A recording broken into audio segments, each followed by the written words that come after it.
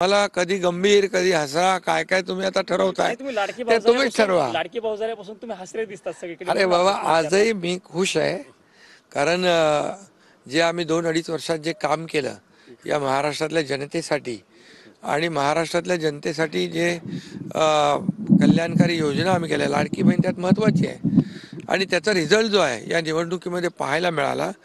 आतापर्यंतच्या इतिहासामध्ये कधी एवढी मेजॉरिटी मिळाली नव्हती. याचा अर्थ काय?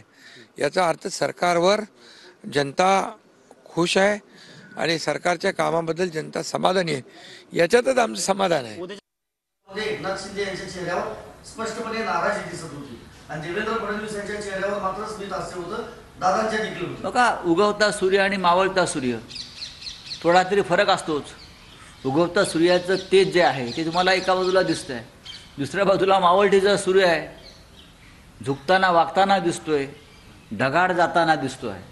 राजकारण आहे, राजकारणामध्ये काय होईल सांगता येत नाही, चंचल असतं.